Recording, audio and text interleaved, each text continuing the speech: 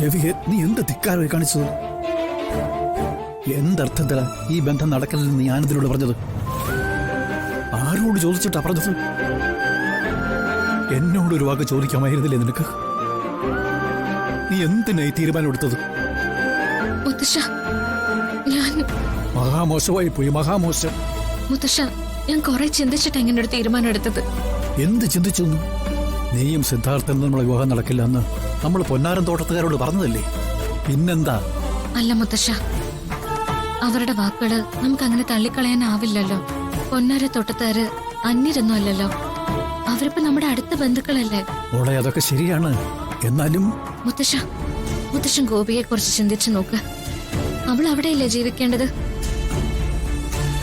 നമ്മളിപ്പോ ഈ ആലോചന നിരസിച്ചാല് അത് പൊന്നാരൻ തോട്ടത്തുകാരെ അപമാനിക്കുന്നതിന് തുല്യമാവും. അതിന്റെ ഭവിഷ്യത്ത് അവിടെ നമ്മുടെ ഗോപുകാർക്ക് അനുഭവിക്കേണ്ടി വരുന്നത്. അത് മാത്രല്ല, നമ്മളൊരു പ്രധാന കാര്യം ചിന്തിക്കണം. അവരെന്തിനാ അഭിഷേകിന്റെ ആലോചനയായിട്ട് വന്നത്? ഗോപികയുടെ ജാതകദോഷത്തിനുള്ള പരിഹാരമായിട്ടല്ലേ? ഞാൻ സിദ്ധാർത്ഥമായിട്ടുള്ള വിവാഹത്തിന് സമ്മതിച്ചില്ലെങ്കിൽ അഭിഷേകവും അഞ്ജിതയും തമ്മിലുള്ള വിവാഹം നടക്കില്ല. ആ വിവാഹം നടന്നില്ലെങ്കിൽ ഗോപികയുടെ ജാതകദോഷം മാറില്ലെന്ന് കരുതിയായിരിക്കും അവര് നമ്മുടെ ഗോപികയോട് പെരുമാറുന്നത്. അതിന് ഗോപികയുടെ ജാതകത്തിൽ എവിടാ ദോഷം?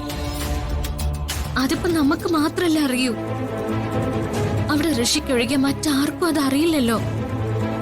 ഇതൊക്കെ സുലോചന ഉണ്ടാക്കി വെച്ച ഏടാകൂടമല്ലേ? കടിച്ച പാമ്പിനെ കൊണ്ട് തന്നെ വിഷമിറക്കിക്കാം. അതേ ഉള്ളൂ മാർഗം.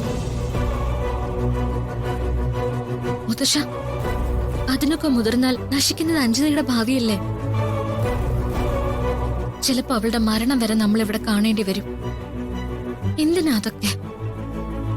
ഞാൻ ഈ കല്യാണത്തിന് സമ്മതിച്ച ആർക്കും ഒരു കുഴപ്പമില്ലാതെ എല്ലാ പ്രശ്നങ്ങളും സോൾവ് ആവില്ലേ? അഞ്ജിതയ്ക്ക് നല്ലൊരു ജീവിതം കിട്ടില്ലേ? എല്ലാവരുടെയും നന്മയെ കരുതിയ ഞാൻ ഇങ്ങനെ ഒരു തീരുമാനം എടുത്തത്. ഞങ്ങളുടെ കല്യാണം കഴിഞ്ഞ എല്ലാവർക്കും സന്തോഷത്തോടെയും സമാധാനത്തോടെയും ജീവിച്ചൂടെ? നീ എപ്പോഴും മറ്റുള്ളവരെ കുറിച്ചാണ് കൂടുതൽ ചിന്തിക്കുന്നത്. എന്നെ കുറിച്ച് നീ ചിന്തിക്കുന്നില്ല. ആദ്യം നീ നിന്റെ ഭാവിയെ കുറിച്ച് വേണം ചിന്തിക്കാൻ.